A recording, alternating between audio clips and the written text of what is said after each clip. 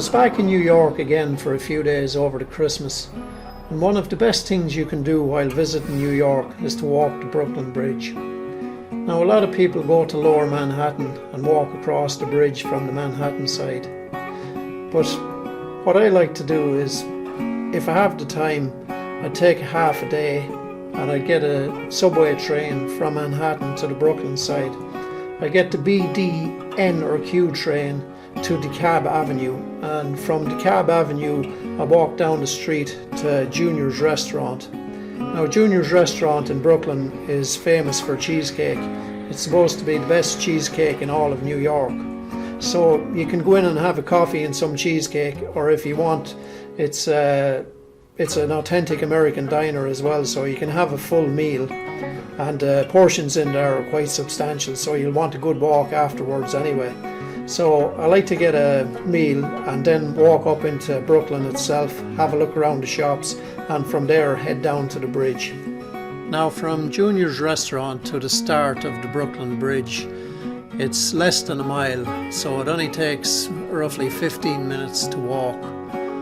You get to the junction of Prospect Street and Brooklyn Bridge, and the start of the promenade is actually in the middle of the road here.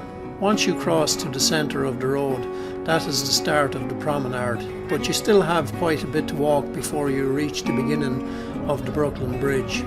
Actually, when you start walking and look ahead of you, it looks like you're heading towards the Manhattan Bridge, but the promenade bends to the left as you're walking, and Brooklyn Bridge comes into sight as you walk.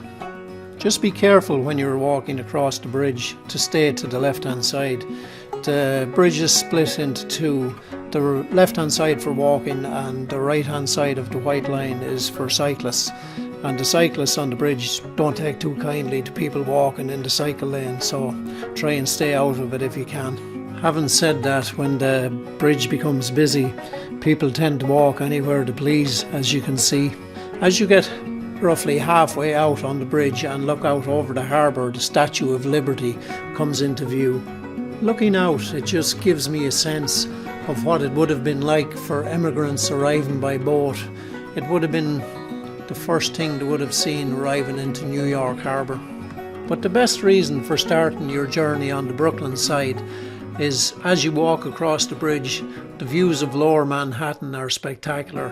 It will probably take you an hour or so to cross the bridge because you will be stopping to take pictures as you go.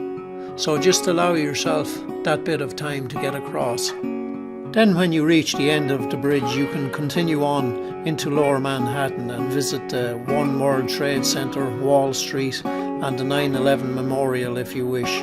I'm just going to finish up now with some photos I've taken of the Brooklyn Bridge over the years. Hope you enjoyed the video. Thanks for watching.